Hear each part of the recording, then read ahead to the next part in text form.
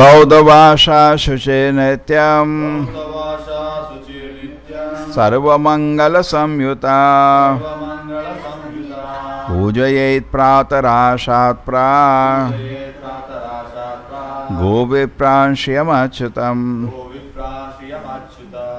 Putting on washed clothing, being always pure and being adorned with turmeric, sandal, pulp and other auspicious items. Before breakfast, one should worship the cows, the brahmanas, the goddess of fortune and the supreme personality of Godhead.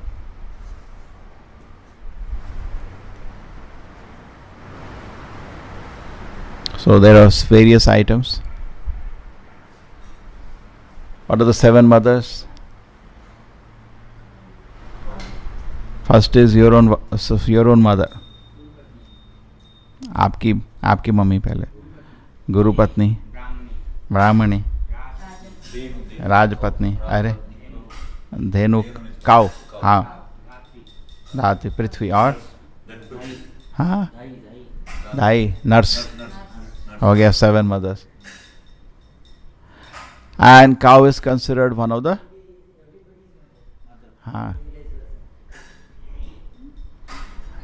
a village everybody knows. Okay, the 7 mothers. Now, among the 7 mothers, there was a time that Lord Chaitanya met Chandkazi. चांदकाजी ने संकीर्तन बंद करने का आदेश दिया था. जब चैतन्य महाप्रभु उनके घर पहुंचे सारे फॉलोअर्स के साथ, वो जो डर गया था पहले, और बाद में Chaitanya Mahaprabhu called him for a discussion. He came and Chaitanya Mahaprabhu ने खाली एक प्रश्न उसको पूछा था. क्या प्रश्न पूछा था? कि कैसा धर्म आप पालन करते हो कि आप अपने माँ बाप को खा लेते हो. है चैतन्य महाप्रभु कौन है? कृष्ण. ये एक छोटा चीज़ नहीं है, ये बहुत सीरियस प्रश्न हो जाता है. और उस प्रश्न का आंसर नहीं कर पाया. कुछ कोशिश किया इधर उधर, नहीं कर पाया, फंस गया. और उसके बाद संकीर्तन में को स्वीकार कर लिया खुद ही, और आदेश दिया कि जब तक हमारा राज रहेगा, हमारे बेटे पोते परपोते, हम कभी संकीर्तन को नहीं रोकेंगे. तो ये actually this is very important. Prabhupada को कभी भी, जब अमेरिका में प्रभुपद जी गए थे, ही noticed, he said, I see cows are crying. गाय खुश नहीं है. क्यों खुश नहीं है? बिकॉज उनके सामने ही उनके बच्चों की हत्या होती है. कैसे खुश होगा? वो भी माँ है.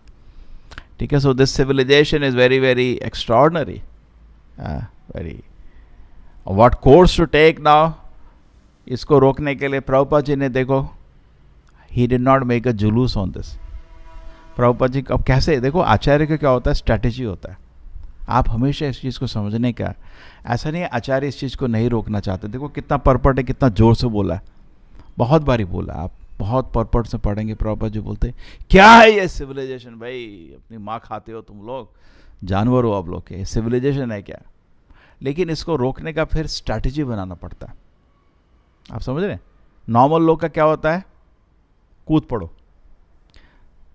पुराने ज़माने में जैसे परीक्षित महाराज ने देखा था कि एक आदमी गाय को, कली पुरुष गाय को हानि कर रहा था, तो उन्होंने क्या किया, परीक्षित महाराज ने अपना स्वॉर्ड निकाल दिया, उसका हत्या के लिए स्वॉर्ड निकाल दिया था. अब और वो उनकी क्षमता भी थी, चाहो उसको उनके पैर पर पकड़ लिए, उन्होंने माफ़ कर दिया, तो उनकी इच्छा है, क्षत्रिय माफ़ कर सकता है, लेकिन क्षमता थी. अभी आप अगर हथियार उठाओगे तो आप मर जाओगे.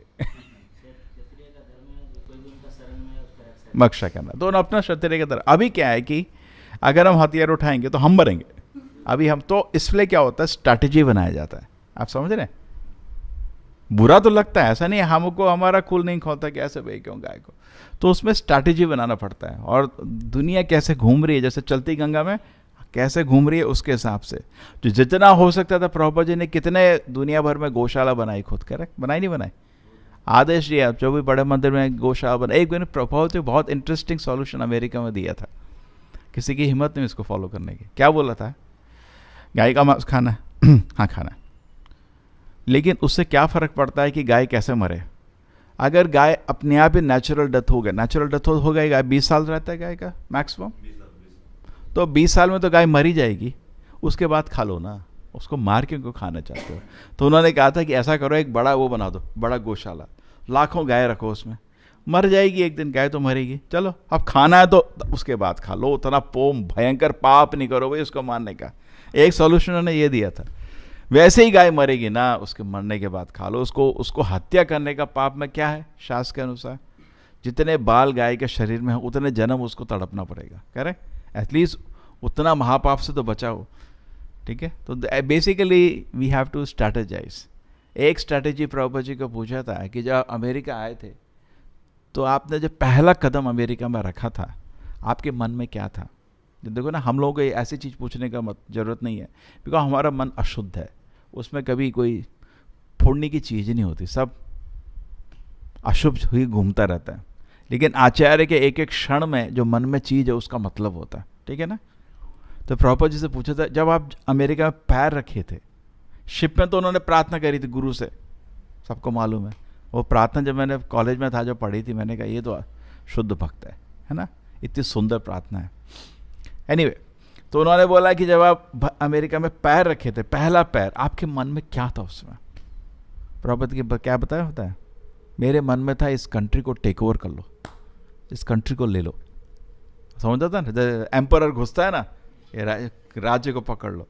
और उन्होंने 100 सेंटर बनाए थे, खुद ही हजारों उनके शिष्य थे और लाखों में लोग उनके वेलविशर्स थे, एग्रेट, जो उनको मानते थे। बोला इसको थोड़ा कंटिन्यू रखो ना, लेकिन हम कंटिन्यू नहीं कर पाए उतना स्पीड में, करेक्ट? जो है उसी को मेंटेन करना मुश्किल है। अगर उसी स्पीड में चलते रहते, सोचो 4 साल में 100 मंदिर आप ऐड करते रहो, अगर पूरा अमेरिका में मंदिर भरे 1000 मंदिर, और आप डेमोक्रेसी है, आप वहाँ के राजा बन गए, हो गया। फिर कर दो अनाउंस दुनिया में, परीक्षित महाराज की तरह, किसी की हिम्मत गाय को छूहो, अभी बताते आप एम्परर अमेरिका के, जो डिसीजन लेता है किसी की हिम्मत नहीं है, एग्री? तो स्ट्रैटेजी बन के चलने का एक्चुअली अभी क्या है कि कलयुग में डेमोक्रेसी आ गई है। पहले तो राजा रहता था, जैसे अशोका को उन्होंने कन्विंस किया था बुद्धिस्ट ने, एग्री? अभी आप किसी को नहीं पकड़ पाओगे क्योंकि ये डेमोक्रेसी है। तो डेमोक्रेसी में आप हम अभी सिस्टम नहीं बदल पाएंगे। अगर आप स्ट्रैटेजी देखें, क्या करें? सिस्टम को बदलें या क्या करें? सिस्टम को नहीं बदल पाओगे आप। डेमोक्रेसी को वापस मोनार्की लाना असंभव है। तो हमारा कि प्रभुपाद ने क्या स्ट्रैटेजी दिया? इतनी किताबों का वितरण करो, इतनी किताबों का वितरण करो कि सब लोग भक्त बन जाए। हमारा क्या वेपन? चैतन्य महाप्रभु का वेपन है एक, कृष्ण वर्णम तुषा कृष्णम संगो पांगा अस्त्र। चैतन्य महाप्रभु का क्या अस्त्र था?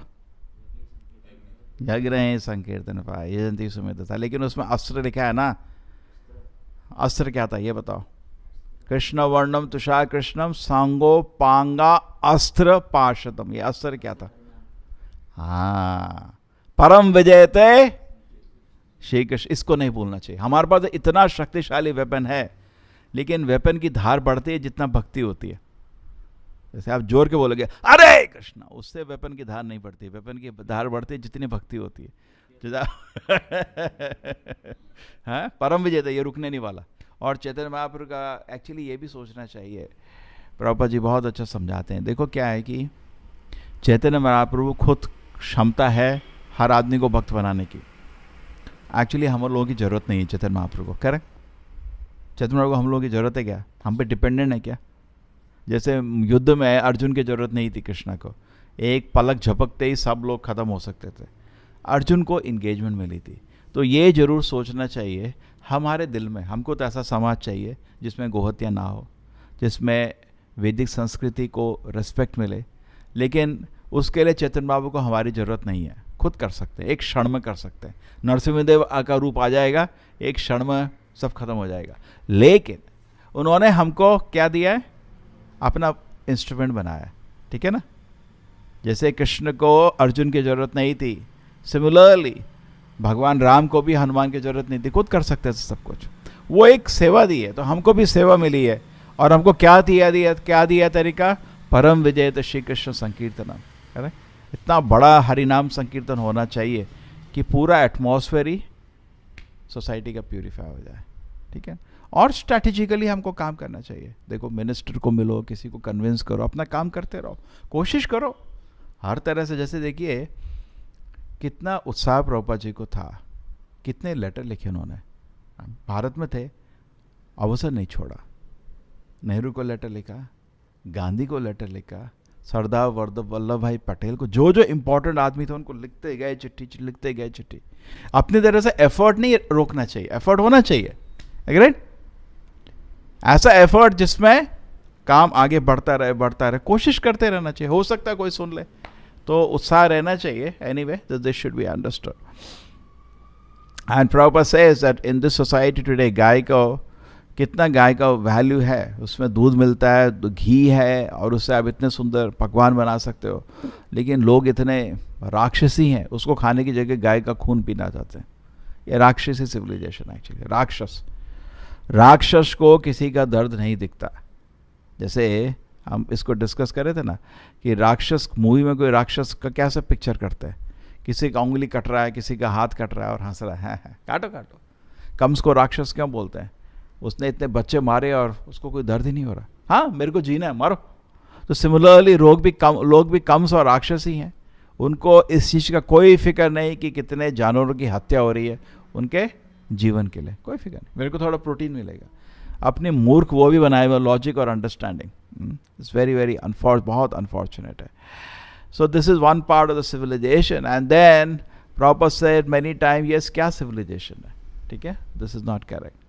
Then Brahminical culture, Prabhupada says, is very important here. Why Brahminical culture is important? Because one side the cow will give the ingredients for worship of the Lord. उससे आपको भगवान की पूजा के लिए ingredients मिलते हैं, घी मिलता है, दूध मिलता है। और दूसरी तरह Brahminical culture से हमको spiritual knowledge मिलती है। दोनों चाहिए साथ साथ। नमो ब्राह्मण देवाय गो ब्राह्मण हिताय च, दोनों चाहिए। उससे हमारे आध्यात्मिक प्रगति के लिए we are getting the material from the Brahmanas Vedic culture में were symbol of purity. जन्म के ब्राह्मण नहीं, they were actually pure. So they give inspiration to the whole society. जैसे मैं एक शुद्ध ब्राह्मण को देखूं, तो मैं तो 100% वैसा नहीं हो सकता, लेकिन एक प्रेरणा मिलती है यार हमको भी शुद्ध होने का। करेक्ट? ब्राह्मण के पास कुछ नहीं है, धन भी नहीं है, कुछ नहीं उसके पास, लेकिन उसके पास शुद्धता है, शुद्ध है ना, सत्यम, वो सत्यवान आदमी। उसको देख के ही अपने को थोड़ा प्रेरणा मिलती है, या मेरे को भी एक अच्छा भक्त बनाएगा, है ना। He is a symbol of example and purity in the society. That is Brahminical culture is very much needed to encourage.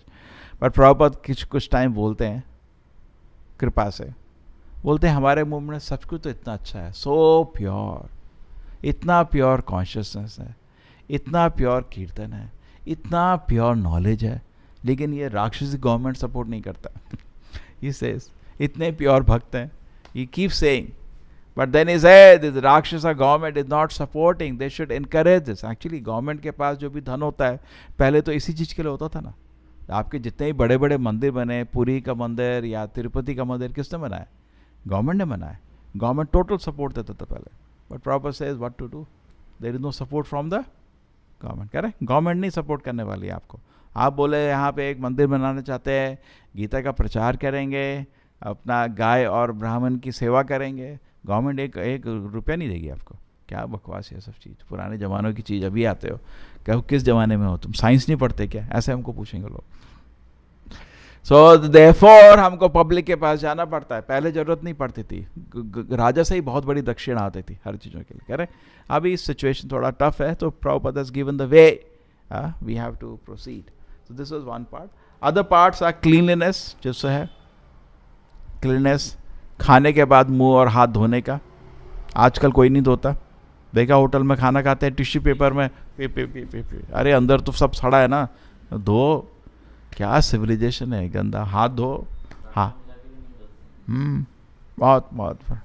ये तो प्रभुपाद जी को पहली बारी जब उनके साथ शिष्य आए थे अमेरिका में, तो किचन में प्रभुपाद जी को मदद करने आते थे। एक वो है ना, बहुत लोगों की, यमुना देवीदासी का है, बॉन्डेड बाय लव, बहुत अच्छा लिखा है। तो शी सेज दैट मैं किचन में गई प्रभुपाद को मदद करने, 100 बारी प्रभुपाद ने हाथ धोने भेजा, कान में नाक में, उनकी आदत है, कोई सिविलाइजेशन तो है नहीं, हाथ दो हाथ दो जाओ, हाथ दो हाथ दो, ऐसे इधर हाथ दो जाओ, हाथ ही धोते रहे। लोगों को मालूम नहीं कैसे शुद्धता रखनी है। फिर टोटल अभी तो पहले तो अमेरिका में था, अब इंडिया अमेरिका में कोई ज़्यादा फ़र्क नहीं रहा, यहाँ भी कोई ज्ञान नहीं है, बराबर के ही लोग हैं। सो शुद्धता बहुत ज़रूरी है, अपने को नहाना चाहिए, धोना चाहिए regularly. And second thing Prabhupada is talking about, सोना नहीं चाहिए गलत टाइम है। जब सूर्योदय और सूर्यास्त उसमें नहीं सोना चाहिए। उसमें सूर्योदय के समय क्या करना चाहिए? नाम जप करना चाहिए, और सूर्य के शाम भी कीर्तन करना चाहिए। करेक्ट। आजकल लोग लेट क्यों सोचते हैं, क्यों सोते हैं? बिकॉज उनको साधना का कोई वैल्यू नहीं है। जनरली लोग 1 बजे 2 बजे सोते हैं सब। पहले लोग हमेशा 9-10 बजे सो जाते थे, क्यों? उससे भी जल्दी सो जाते थे, क्यों? सूर्यास्त हुआ सो जाओ। एक्चुअली इलेक्ट्रिसिटी भी बचती है उससे। कुछ कंट्री में बोलते हैं डे लाइट सेविंग है। बांग्लादेश तक में घड़ी को शिफ्ट कर देते हैं, इंडिया में नहीं शुरू हुआ घड़ी को शिफ्ट, पूरे देश में घड़ी शिफ्ट हो जाती है। जैसे आप घड़ी है 9 बजे का टाइम है ना, उसको 2 घंटा पहले कर दो 7 बजे, तो लोग को 5 बजे उठ के ऑफिस जाना होगा और लोग जल्दी सो जाएंगे, बिकॉज टाइम बदल गया ना। आप समझ रहे? बहुत कंट्रीज़ में है ये। समर टाइम में डे लाइट सेविंग कर देते हैं वो लोग, तो उससे क्या होता है कि इलेक्ट्रिसिटी का वेस्टेज कम होता है कंट्री में। आप समझ रहे हैं? ऑफिस 9 बजे की जगह, इफेक्टिवली ऑफिस 9 बजे की जगह 7 बजे हो गया, तो 100 लोग सुबह से 5:30 साढ़े 5 बजे उठ के जल्दी जाते तो। सो एनीवे, वैदिक कल्चर में लोग सुबह जल्दी उठते थे, एंड वो साधना का टाइम है, और उससे सुंदर टाइम ब्रह्म मुहूर्त से सुंदर टाइम नहीं है। ठीक है। And then other thing was that coming in the public, so there was actually 2 mistakes Diti will do now. क्या मिस्टेक करने वाली? 2। एक तो वो खाना खा के हाथ नहीं धोएगी, और दूसरा वो शाम के टाइम सोएगी। दोनों की वजह से उसको, हाँ नहीं, वो पहली बार ही है, इस बार ही सोएगी। वो तो पहले बच्चे पैदा हुए थे ना, अभी उसके लिए नहीं, अभी सो जाती है, शाम को शाम सो जाती है, और बिना हाथ खाना खा के मुंह नहीं धोती। एक्चुअली रीज़न ये होता है कि इतने उसकी तपस्या खतरनाक है। एक्चुअली अभी तपस्या की तरह शुरुआत हुई है, बहुत एक और पूरा चैप्टर है। तो तपस्या के कारण वो बहुत वीक हो जाती है, तो थकान हो जाती है ना, कमजोरी, इसकी वजह से गड़बड़ होती है। हाँ, तो कमजोरी की वजह से वो एक्चुअली ढीला पड़ जाता है आदमी, तो बिना मुँह धोए शाम को सो जाती है, उसके वजह से फिर नेक्स्ट होगा। श्रील प्रभुपाद की, श्रीमद् भागवतम की।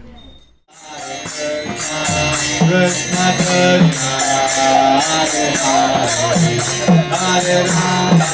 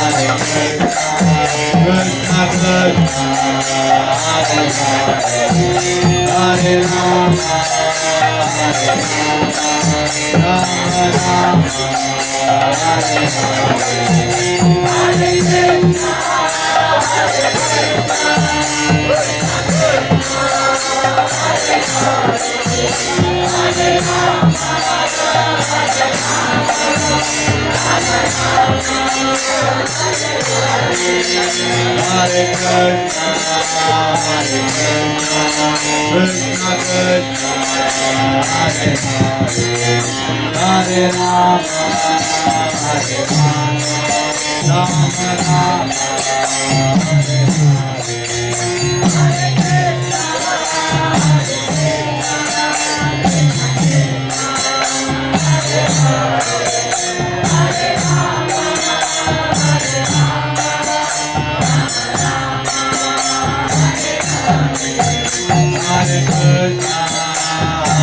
Krishna Krishna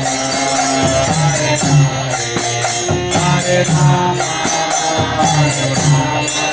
Rama Rama Hare